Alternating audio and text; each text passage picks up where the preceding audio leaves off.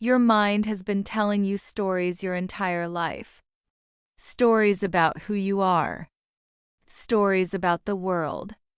But what if none of those stories are true? The mind is the world's greatest storyteller. It never stops. It never rests. And most of us believe every single word it says. Life is terrible. I am not good enough. I need someone to love me. These are not facts. These are stories. Stories your mind invented and made you believe. When you believe the stories, you become them. You live inside them. They become your prison. And you forget. There is a world beyond the walls. The mind spins its stories faster and faster. Past regrets, future fears, judgments and comparisons. Round and round. Never stopping. Never satisfied. Everything the mind shows you is constantly changing. Thoughts, emotions, feelings, the body, all of it rising and falling, appearing and disappearing. Nothing permanent. But behind all that noise, there is something else. Something that never changes, never moves, never speaks. The silent perceiver. The one that simply says, I exist. Two realities exist within you. The changing, thoughts, emotions, and the body. The unchanging, the silent perceiver. One creates suffering. The other is already free. Your mind is like an ancient storyteller sitting by a fire, spinning tales of danger and desire. And you, sitting in the audience, have forgotten it is just a story. Every time you believe the story, you chase the hologram. You reach for something that was never real. And each time it dissolves, the storyteller creates a new one. And then something surprising happens. The ego puts on spiritual clothes. It seeks enlightenment. It competes for consciousness. It wears a spiritual mask and calls it awakening. The spiritual ego seeks. It seeks enlightenment. It seeks teachers. It seeks experiences. Always seeking. Always arriving somewhere new to seek from. The search itself becomes the trap. The spiritual ego wants to evolve, to feel more conscious than others, more awakened, more evolved. It turns spirituality into a ladder, and the ego climbs it proudly. The spiritual ego competes. My meditation is deeper. My teacher is greater. My consciousness is higher. It turns the inner journey into another arena for the ego to win. The spiritual ego wears a cloak.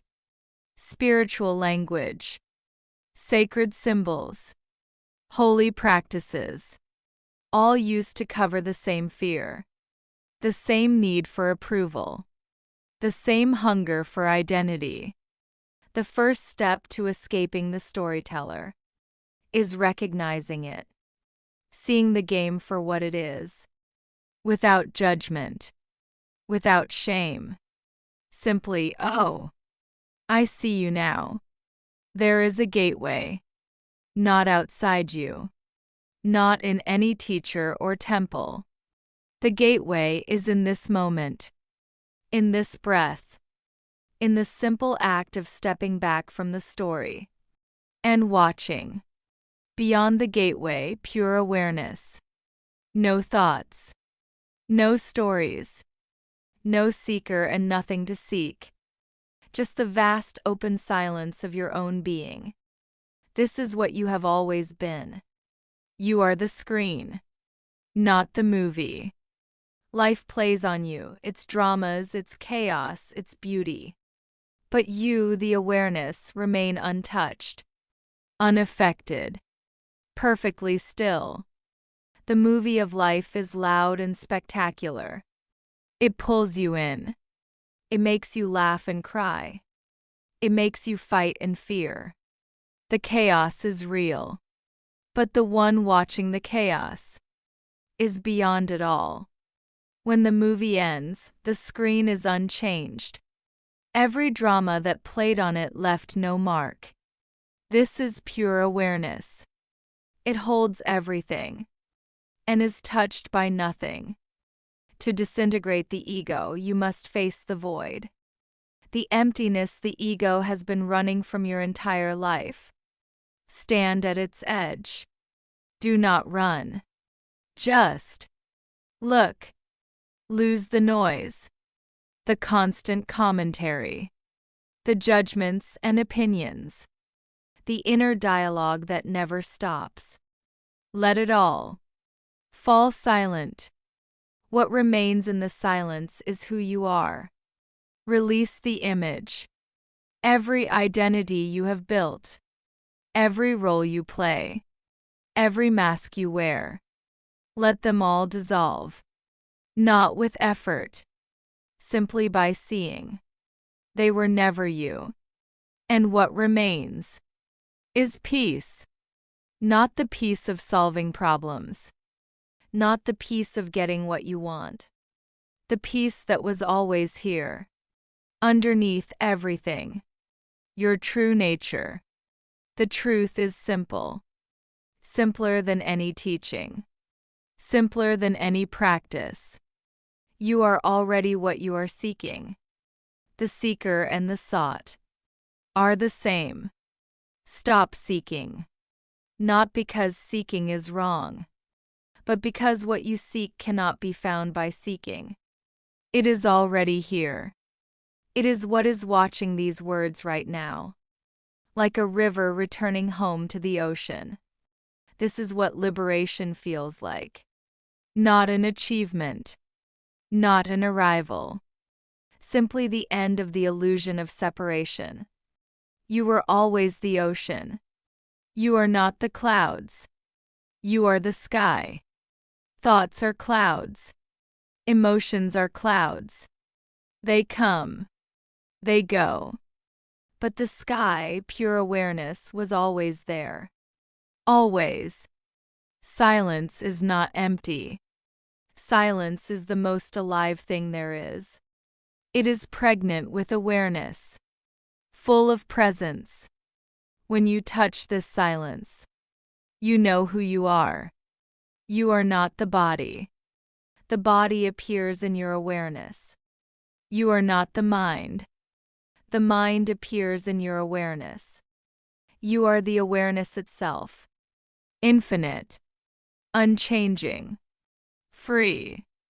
This world is a magnificent dream. You took it so seriously, fought so hard within it. But one day you will wake up, and you will smile, because the dreamer was always already free. Simply witness. Do not fight the thoughts. Do not follow the thoughts. Just watch them rise. Watch them fall. You, the witness, were never touched by any of them. The practice is simple. In any moment, ask, who is aware of this? Not as a mental question, as a direct looking. Turn the attention back toward itself. Find the one who is looking. Liberation is not tomorrow. Not after more meditation. Not after finding the right teacher. Liberation is available right now. In this moment. As you are. Exactly as you are. As the stories fall away, the false layers of identity dissolve. Not by force. Not by effort. Simply by seeing them clearly. What is false cannot survive the light of awareness. There is nothing to become. Nowhere to go. Nothing to achieve. You are already the flower fully bloomed. The journey was the forgetting. Liberation is simply remembering. The great recognition is not a thunderbolt, not an explosion of bliss. It is a quiet, simple seeing. Oh, I was always this. How did I miss something so obvious? So close. So simple. You return to the world. The same world. The same life. But seen through clear eyes. The stories are still there. But you are no longer trapped inside them. You watch. You smile. You are free. This is the invitation. Not to a belief system. Not to a practice. Simply to look within. Right now. In this moment. To find the one who is reading these words. That one is already free. Be still. Stop the story for just one moment. Look within. The peace you have been searching for in the world has been waiting here all along. Patient, silent, infinite. Yours. You are not the storyteller. You are the